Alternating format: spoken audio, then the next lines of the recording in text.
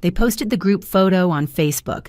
There was my son, my daughter, my grandkids, even my ex-husband's second wife. But not me. They hadn't forgotten to invite me. They'd chosen not to. I'm Linda Cartwright, 67 years old, retired after 42 years in the school system. I was the one who always organized everything: birthdays, holidays, get-togethers. My house was the heartbeat of the family, until I wasn't needed anymore. It was a quiet Sunday afternoon when my neighbor Sandy knocked with her tablet, giggling about my big ol' reunion. I smiled politely, confused. Then she flipped the screen toward me. There it was, a family reunion picnic at Liberty Park in Cincinnati. Tables decked out in red, white, and blue, kids running in sprinklers, folding chairs full of my blood. I stared. My son Jason, arm around his wife. My daughter, Emily, holding a drink and laughing beside her cousins. Even my 3 grandkids. No one had told me. Not a text, not a call, nothing. And the worst part? They used my money to fund it. I'm not rich, but I've always been generous. Years ago, I opened a shared family account to help with emergencies and events. I was the sole primary on the account, but everyone had access. I never imagined they'd use it to exclude me. For years, I gave without keeping score. I paid for college textbooks, sent grocery money during hard times, covered the down payment on Jason's first home. Emily needed dental surgery, I paid. Because that's what moms do, right? That night, I sat at the kitchen table, holding my ceramic mug with trembling fingers. Cold tea. I felt humiliated, not because they had fun, because they'd done it without me and with my money. I called Jason. No answer. Emily texted back saying, "It wasn't a big deal, just something thrown together last minute." Except the decorations, food truck, and matching shirts told a different story. They'd lied. And then gaslit me for feeling hurt. That's when something inside me shifted. I'd spent my life sacrificing, putting everyone else first.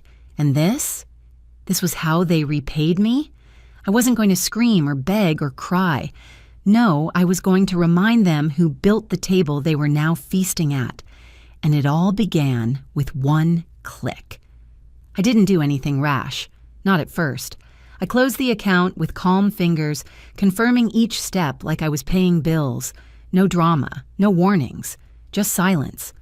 Then I got up, watered my plants, and made a sandwich. That's the thing about being ignored for long enough. Eventually, the peace becomes your weapon. The next day, my phone rang 5 times before noon. Jason, Emily, my niece Kelsey, all just checking in. But I knew. They'd noticed. Jason was the first to crack. "Mom, hey, weird thing. The family card got declined when I tried to pay for Leo's camp deposit. Do you know what's going on?" I paused. "Oh?" "I thought it wasn't a big deal," I said, repeating his sister's words back to him. "Just something thrown together last minute." There was silence, then stammering. "It's not about the reunion, but it is, Jason." I kept my voice even. "It's about respect." Later that evening, I sat on the porch, watching the sky melt into orange. I wasn't angry anymore. I was clear. This wasn't about a picnic. This was about how I had become useful, not loved. They thought I was just the woman behind the checks, the fixer, the giver. And once they didn't need fixing, they erased me. It hurt more than I'll ever let them know. But I'd been through worse. I'd raised 2 kids while working full-time and taking night classes. I survived my husband's affair and his smug second wife, walking into my grandchildren's lives like I was the nanny. I'd swallowed a lot in my life. Now, I was full. They called again. Emily's voice was colder this time. "Are you seriously punishing us by closing the account?" she snapped. "That's not fair to everyone else." I nearly laughed. "Funny," I replied. "I wasn't invited. So why would everyone else matter more than the one who made sure those bills were paid?" She hung up. Not a sorry, not a hint of remorse. And then the real unraveling began. I started getting little messages from family members I hadn't heard from in ages. "Hey, Aunt Linda, just wondering if you're still helping with gas cards this summer? Hi, Mom said you might chip in for the Airbnb at Lake George? Each time I replied with the same message. I'm no longer managing family support funds. Please speak to Jason or Emily. Let them carry the weight they once begged me to hold. Let them answer the questions. Let them be the center. If they wanted me invisible, I would grant their wish. Still, I wasn't done. The account had been the backbone of family logistics, phone plans, grocery subscriptions, even the Hulu account, all tied to it. One by one, I started removing my name, canceling payments. Jason's phone plan stopped working on the day of his big Zoom pitch. Emily texted in all caps, "Netflix isn't working. Did you do something?" No, sweetheart, you did something. I wasn't out for revenge. I just wanted them to see me, not as a bank, not as a background figure, as their mother, as their family. But the truth was, if you erase someone long enough, you might not recognize them when they return. I'd always been the soft place they landed. Now, I was the mirror. It's funny, the things you think about when your world shrinks. I used to schedule everything around my family, bake cookies for school fundraisers, send birthday cards with crisp $20 bills, host Thanksgiving dinners that left me with sore feet but a full heart. Now, my days were silent, so I filled them with something new. I remembered how it felt when I saw that photo online. The red checkered tablecloths, the grandkids laughing, the matching shirts, a family pretending the woman who held it all together didn't exist. They thought I'd fade. They thought I'd sit home with my regrets and reruns. But instead, I pulled out my spiral notebook and started writing names. Not theirs, mine. I decided to host a small gathering, a reunion of my kind. Not just blood, but heart.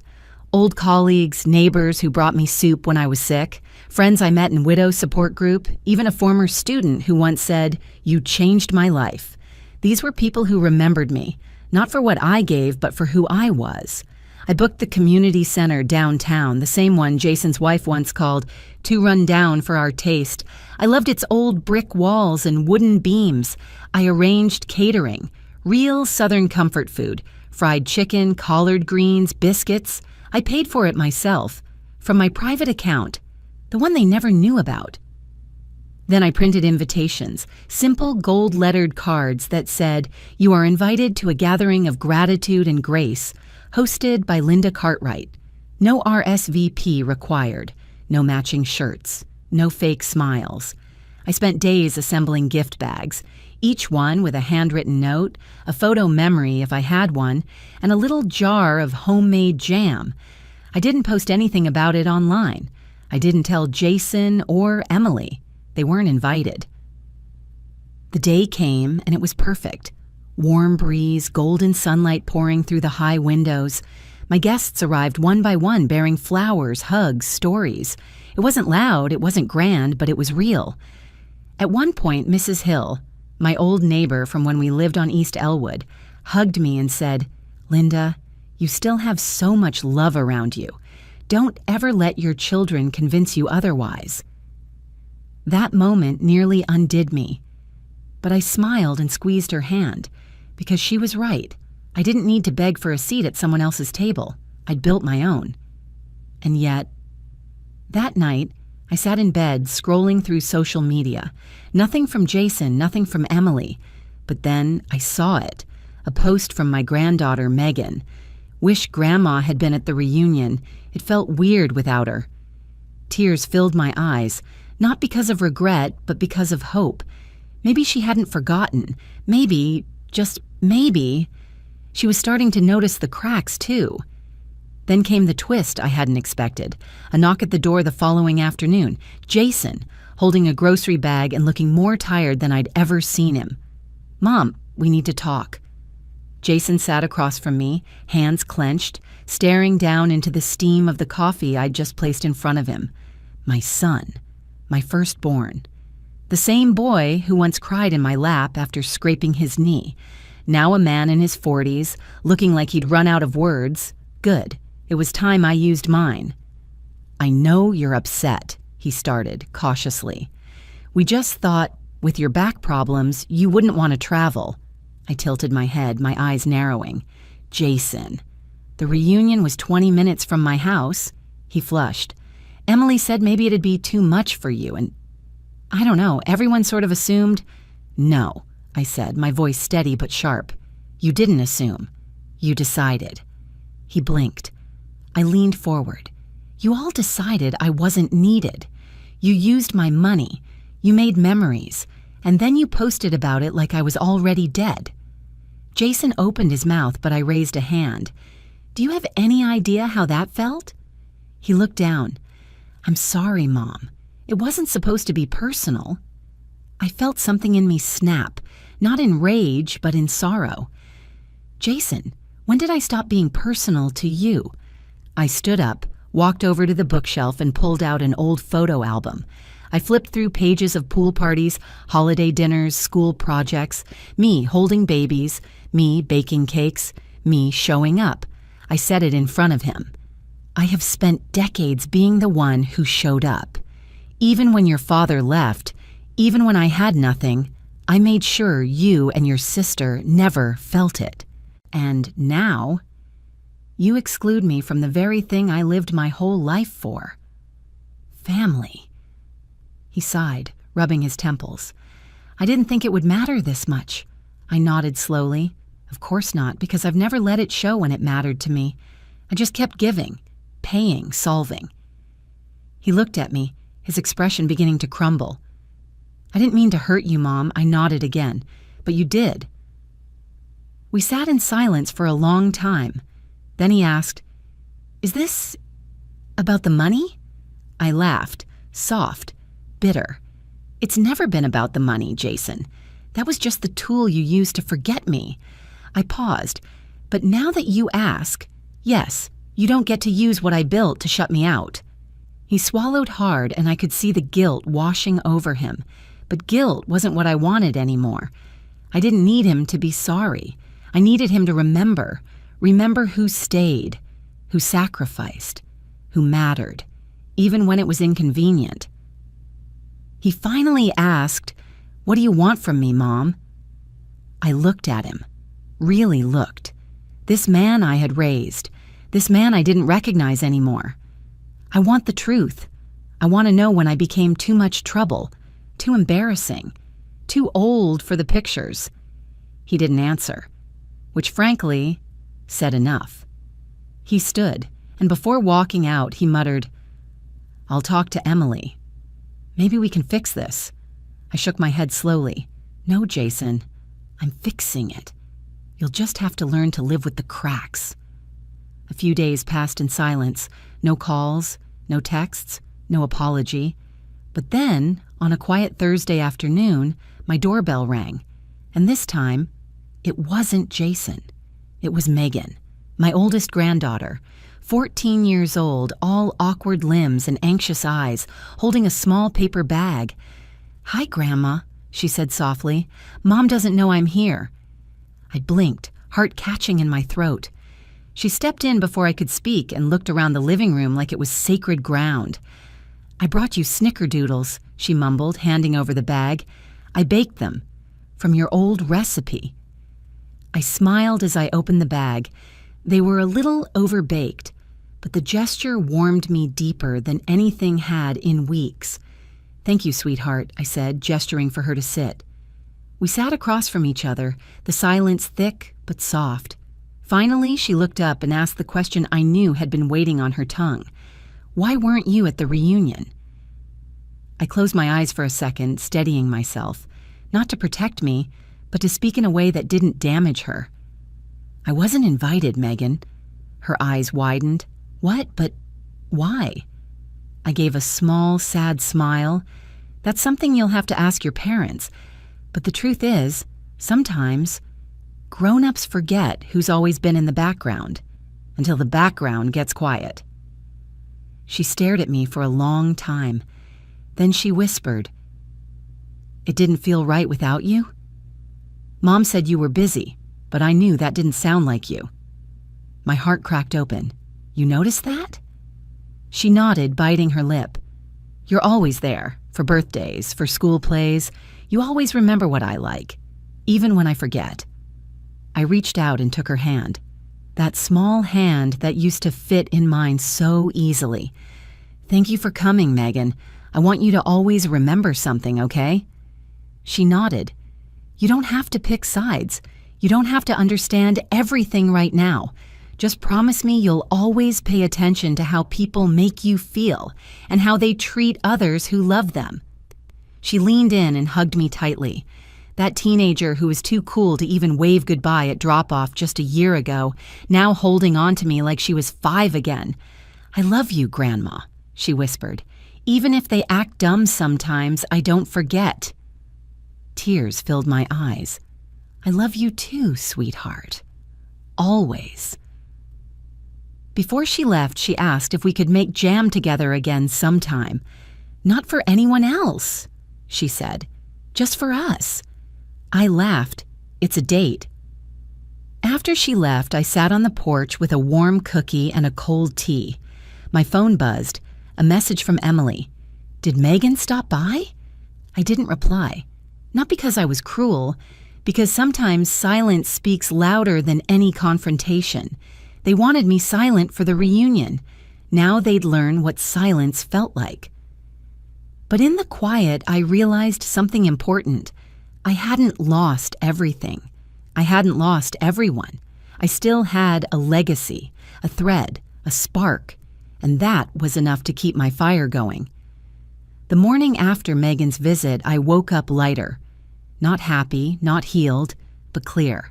For the first time in a long while, I felt power humming through my bones, not the kind that shouts, but the kind that doesn't need to ask twice. I pulled out a manila folder from my file cabinet. Inside, account numbers, documents, legal letters.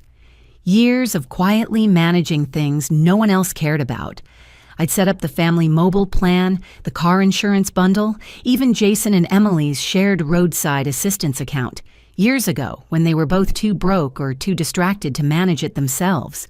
They treated me like a retired woman with nothing better to do, but they forgot. I wasn't just a mother. I had been the architect of their comfort. It was time to dismantle it, brick by brick. I started by transferring everything that still had my name off. I canceled the bundled phone plan. Their numbers went dark within 24 hours. I suspended the insurance policy I'd paid into, the automatic payments for their streaming, grocery apps, kids' tutors, all gone. Then I made one final call to my attorney. He had drafted my will 10 years ago, back when I still thought the biggest tragedy would be dying before seeing my grandkids graduate. Now I had a new request. I updated the beneficiaries, removed Jason and Emily from every asset they assumed would fall in their laps. Instead, I redirected everything, my home, my pension account, even my life insurance policy, to a trust for Megan.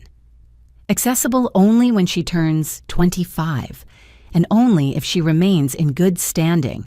By my definition, not her parents, I added a note, to the one who showed up. That weekend, I invited a few close friends to a quiet garden brunch at the Botanical Center. I made sure to dress elegantly. I knew Emily's friend Caroline would be there. She always was when something was worth gossiping about. I welcomed her with a warm smile and said, loud enough for others to hear, "Isn't it peaceful not worrying about hosting the family anymore?" She blinked, confused. "Oh, so you're really stepping back?" I smiled and sipped my tea. I'm exactly where they asked me to be. Out of their way. Word travels fast in small towns. By Monday morning, Emily's cryptic Facebook status read, "Be careful who you push away. Not everyone comes back." Jason emailed me. Not called, emailed. "Mom, we really need to talk. The insurance lapsed. I got a fine. Megan mentioned something about a trust. What's going on?" I didn't reply. Because when someone makes you a stranger, you don't owe them explanations. Instead, I printed out one final letter and mailed it to both their homes. "Dear Jason and Emily, you taught me something I never expected to learn this late in life. That love without respect is just quiet cruelty. You chose to move forward without me. So now I'm doing the same. Please do not contact me unless it's for something truly urgent. I am fine. I am free. And I am finished pretending. With grace, Mom. It wasn't revenge. It was recognition of who they really were and who I had always been until I stopped being convenient. It was a rainy Monday when it arrived. An envelope hand-addressed in neat blue ink. Not a bill, not a flyer, no return address. I opened it slowly, sitting at the same kitchen table where I used to pack school lunches and sign permission slips.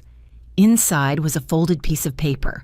One line across the top, written in that uneven half-cursive script only one person in the world still used. "Grandma, can I still come over?" Megan. My hands trembled. It was simple, innocent. But it hit like a thunderclap. It wasn't a text. It wasn't some social media post designed for sympathy clicks. It was a letter, a real one, thought out, sent with purpose. She had written it, licked the envelope, mailed it, because she wanted to make sure I knew she still saw me. That night, I sat by the window as rain danced against the glass, thinking about the decades I'd spent bending myself into a version of mother and grandmother that made everyone else comfortable, always available, always saying yes, always smiling through the slights. But now, I wasn't bitter. I was awake. And that one sentence from Megan, it reminded me of the version of family I still believed in. The next Saturday, I picked her up from school in my old Ford. She ran across the parking lot with the kind of joy that can't be faked. We went to the farmer's market, bought peaches and honey, picked out a jar of her favorite pickles. We sat on a bench under a tree, and she told me about her classes, her friends, the boys she maybe liked, but don't tell Mom. I promised. Later, back at my house, I handed her a little box. Inside was a key. To my home, to my heart, to everything they tried to take from me, but couldn't. "This is yours," I told her. "You don't need to knock anymore." She looked up, eyes full. "I'll never forget you, Grandma." I smiled, holding her hand. "I know, sweetheart, and that's why you never need to earn your place here. You already have it." The final piece fell into place that evening. I got a call from an unknown number. I almost let it go to voicemail, but something told me to answer. "Hello?" A soft voice. "Linda?" I froze. It was him, my ex-husband, Frank. We hadn't spoken in years. "I heard what happened," he said, "about the reunion, about the kids. I'm sorry, I didn't know they'd treat you that way." Silence stretched between us like a taut thread. Then he said, "You didn't deserve that. Not after everything you did for this family." It was strange, hearing him say those words after all these years. He hadn't defended me at the reunion. He hadn't even noticed my absence. But now, hearing my name in his voice, tinged with regret, felt like closing a book I'd kept open too long. "Thank you," I said, "but I'm okay now." "I'd like to make things right," he said. I smiled politely. "Some doors don't open again, Frank. But I wish you peace." And then I hung up. I'd given so many people chances to rewrite the story. Now I was writing my own ending, one built on respect, on honesty, on knowing your worth, even when the people closest to you forget it. A few months later, I hosted a dinner in my backyard. Friends, neighbors, Megan by my side, laughter under string lights, music playing softly from an old speaker. Not a single person asked where my children were, and for once I didn't feel like something was missing. I felt full. I felt seen. I felt home.